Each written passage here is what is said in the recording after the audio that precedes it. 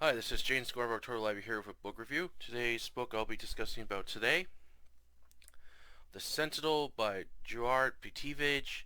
This is his last novel he wrote. This was published by Berkeley in 2003. This is a reread. I read this book years ago and I've been really enjoying it, and reading it again, it was just an amazing book to read again, and I really like to definitely check out more books by this author. This is the guy that wrote the very well-known crime film from the 85, To Live and Die in LA, one of my favorites. And I've already added a bunch of pretty much all his books on my wish list. So once I have some room on my shelves, I will definitely get them. And I'm looking forward to reading more books by this guy because this guy's a really good writer. I kind of wish he was still writing. I don't know what he's doing now. The author is still around, living in LA, doing, I don't know, something, I guess. But this is a really good book. I really enjoyed it, and hopefully after my review, maybe more people might be interested in checking out this book and some of the other work by this guy as well. All right, on to the review. Plot: in Washington, D.C., Secret Service agent Charlie Merriweather is planning to retire and move to Montana with his wife, Dolores, after having enough with politics and the recent terrorist attacks that have bombed 5 buildings, including the Federal Building. Charlie punches out, buys his wife some flowers along with a card, leaves work and makes his way to a parking garage to his Monte Carlo. But just as he reaches his vehicle, a masked man appears behind him and shoots him. It was 5 blocks away from the White House. Martha Beckenridge and her partner Rachel Kallenstein, both SS, are investigating the murder of Charlie as the whole parking lot is blocked off with police and other Secret Service agents. Both Martha and Kallenstein agree it wasn't a robbery since Charlie's wallet or gun wasn't stolen. When the two return back to base, they read over a message sent by the right-winged white supremacy terrorist group called the Aryan Disciples, or AD for short. They claim to be behind the slaying of Charlie to show them how easy it was to kill him, stating that any high-ranking government members are vulnerable to them. AD is also behind the latest bombings, which have killed a lot of people. AD states its next target is the president, Russell Jordan, because of his Russian summit meeting calling him a communist. Pete Garrison is the personal bodyguard for First Lady Eleanor Jordan, riding in the back of the limo with Sebastian Walter, driving to a private beach house. Pete learns that Eleanor is planning to divorce her husband after a fight. Unknown to the other Secret Service agents and the president, Pete is having an affair with his wife. Pete is an ex-bomb unit for the SS, then became the president's bodyguard, but after an incident when a man tried to pie the president, which Pete stopped the man but spat in his face, Pete slammed the pie so hard into the man's face it left him unconscious. He was transferred to the First Lady as he misses the action. Eleanor wants to be with Pete after her husband's term is done, allowing her to divorce the president and to be together. However, events have left Pete uneasy, not only fearing another terrorist attack, but someone finding out about their affair. Later on, Pete gets a call from Frank Hightower and wants to share information about AD's plot to kill the president, but only with Pete. Two later meet up at the Smithsonian Natural History Museum. Hightower is an informant who gains dirty data on America's worst criminal organizations. Hightower tells Pete that AD murdered Charlie with the aid of an assassin from Europe who is working for them and is posing as a Secret Service, plotting to kill the president. Pete wants proof that there is a double agent working for them. Hightower gives him a big envelope, and inside is a combo card which contains a list of radio codes and passwords used by the Secret Service. Knowing the president's life is in danger, Pete wants more information of what AD is planning next, but Hightower won't give him any more information until he is paid over $1 million. Pete agrees to his deal and quickly drives to the White House to inform about this plot along with the traitor. Pete speaks with director Larry Wintergreen and informs him what Hightower has told him. Wintergreen is skeptical at first, thinking this information is too good to be true, but Pete states that Hightower has helped out in the past, making 4 solid cases against criminals, and where he gets his connections from, along with what he's asking after the arrests are made, of course. Wintergreen agrees to launch an investigation into this, but wants Pete to be quiet about it so the traitor doesn't know they're onto the assassination plot, while gaining more info from Hightower. Wintergreen and the National Security Advisor, Helen Pierpont, talk with the president about the information Pete has brought and how to find this AD assassin. Both Wintergreen and Helen agree a polygraph test would be the best way to test everyone who works in the White House and wiretap everyone's phone lines. While keeping a close eye on the terrorists, Pete is assigned with Marfa on this case. After speaking with Hightower again, stating the assassin name is Garth Alexander and he's done jobs in Spain, Africa, and Reunion Island, along with other info, Pete has Marfa follow Hightower and drives to a bus station, taking out a big envelope filled with money, making Pete question Hightower, wondering if he's really telling the truth or is he part of this terrorist plot. They drive to a hotel where Alexander is staying and search through his room to find a weapons magazine along with a roll of film. They check back with base and learn Alexander is ex-French for Legion and the jobs he's done do check out. However, the address he wrote at the hotel turns out to be false. They also notice the assassin bears a resemblance to Pete. Now he truly believes Hightower is holding out information, believing AD is paying him off to give SS false information and wants Hightower brought in for questioning. But Wintergreen is against it, fearing if he's captured, the assassin will flee before they can find out who he really is. Pete must keep talking to him to ensure they foil the assassin plot. But things are about to go from bad to worse when Pete returns to his apartment to find an envelope, and inside is a photo of him having sex with the First Lady Eleanor, along with a letter. The blackmailer wants $2 million or they'll leak the photo to the press. When Pete informs Eleanor, she is shocked and scared, fearing not only for her husband but Pete's life as well. He states he's going to meet with the blackmailer and turn the tables on them. Eleanor isn't sure his plan will work but refuses to pay them as they might come back asking for more. And if it's related to the Arlen disciples, he'd rather not let anyone know about this. Okay. Pete is given the polygraph test and passes. However, the two questions he is asked twice come back negative, unable to hold Pete since they don't have any evidence to prove he's plotting against the president. Pete is allowed to continue working, but he is told he can take the test again. Pete doesn't want to, fearing it might reveal the affair he's having with Russell's wife. Later on that day, Pete goes to visit the blackmailer. After waiting hours, Pete thinks whoever called has tricked him. As he leaves a coffee shop, he notices a man following him. When Pete tries to follow him, he runs off into a parking lot. Pete is held at gunpoint and knocked out by this man. When he awakens, a person has called the cops as he saw what car the man got away in, along with the license plate.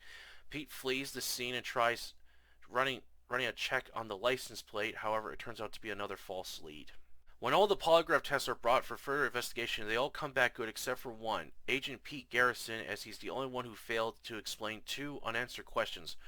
Marfa wonders if Pete is hiding something. When the president's private helicopter, Angel 1, is flying over to Fort Andrews military base after the president wants to move the summit meeting back to the White House, as the helicopter is flying away, a bomb goes off, causing it to crash near a highway. When Marfa and Calistine are called to investigate Angel 1 wreckage, they learn that C4 was used to bring down the helicopter. When Marfa brings back the information to Wintergreen, he believes it's Pete since he's part of a bomb unit and rode on the helicopter before it exploded. And even his Hightower story could have been all made up by Pete to fool everyone along with covering his tracks. Marfa isn't sure, but Wintergreen orders her to continue her investigation or step down for someone else to take over the case. Pete gets a call from Hightower who wants to speak with him. While driving out, Pete notices a man in a Honda is following him. After pulling over his car, the man continues to follow him. Pete leads the man to a parking lot, believing it's Alexander. When Pete orders him at gunpoint to exit his car, the man tries to draw a revolver, but Pete caps off 2 shots, killing him. However, to his horror, when SS agents arrive to the crime scene, Wintergreen has Pete surrender his badge and pistol, stating they believe he has something to do with the helicopter sabotage act, killing 2 pilots. The 2 SS agents, Flanagan and Beatty, take Pete to a safe house for questioning. Marfa and Calistine do further background check and investigate on Pete Garrison. They learn that $200,000 has been sent to his bank account from an offshore account after the helicopter was blown up. Then they gain a search warrant for Pete's apartment. They find packs of C4 inside his fridge. Marfa still isn't sure if Pete is really the assassin or not, but everyone else believes he is. After being interrogated for an hour, Flanagan is told that Pete is under arrest for the assassination attempt on the president's life. Pete tries to reason with Flanagan but refuses to believe his story. Knowing that he could face the death penalty with nothing to back him up, Pete knocks Flanagan down, taking his pistol and ordering the 2 men against the wall, ties them up, takes Flanagan's car keys, and escapes. He visits Eleanor while at a hotel and tells her that someone has framed him and is plotting to kill her husband. Eleanor agrees to help him while keeping him updated on what Wintergreen is doing next. Meanwhile, in the Situation Room, the President, along with the National Security, Cabinet members, Chairman of Joint Chiefs of Staff, and Wintergreen discuss what course of action should be taken to capture or kill Pete Garrison, fearing they are dealing with a highly trained and dangerous terrorist. The President agrees this rogue agent of theirs should be kept quiet as possible to avoid further assassination attempts on the President's life, but to avoid embarrassment from the press that one of their own agents was not only behind the helicopter bombing, but easily escaped them. Evergreen is put in charge of hunting down Pete while using radio channels to keep the media and anyone else out of it.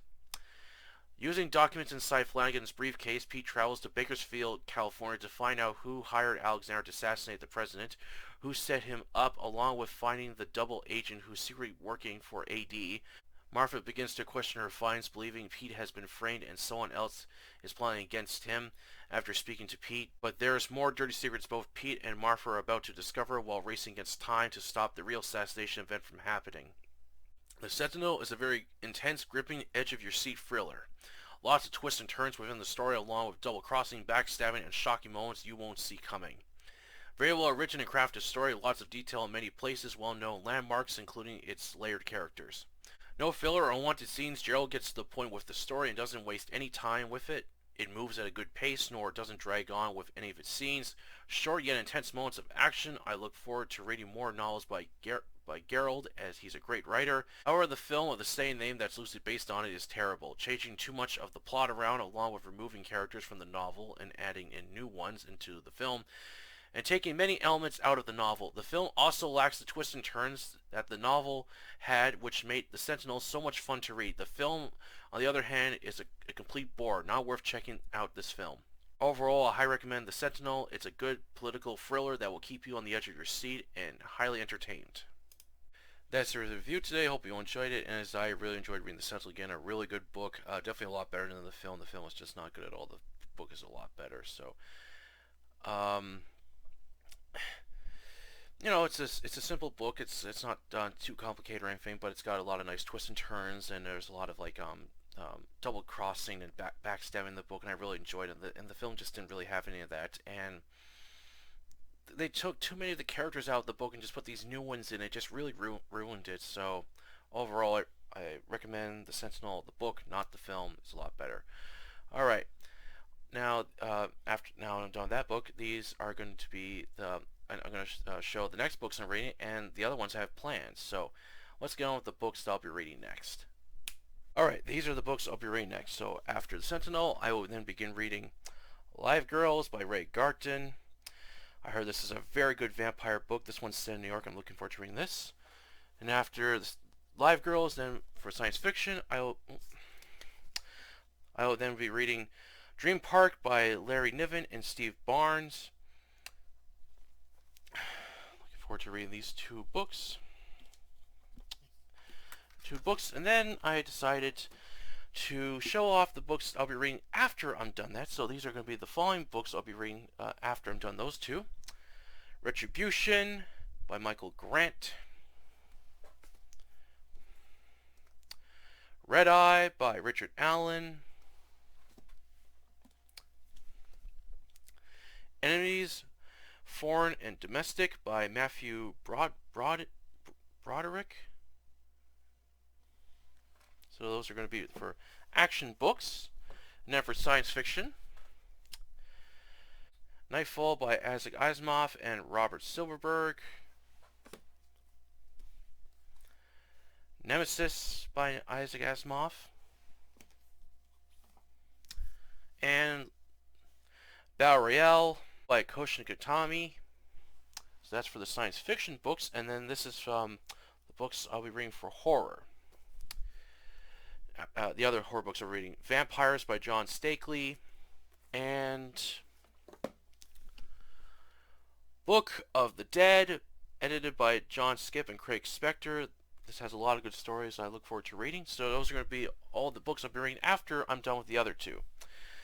And I'm going to keep on, as I posted on my Facebook group, that now I'm going to be reading 3 books that I have not read, and then only 1 reread to make room for on my shelves for a upcoming book writing in June that I'm planning on going to, so I need to clear up as much space as possible. So I'm reading a lot of books this month, so I'm going to try to read as much as I can. Even after the book write, I'm still going to be reading a lot. But anyway, if you enjoyed this video, please like it, share it, and don't forget to subscribe to October Library, the Facebook group, and the YouTube channel, the same name of Place and Push, Share and Review Fiction. Until then, I'll catch you later.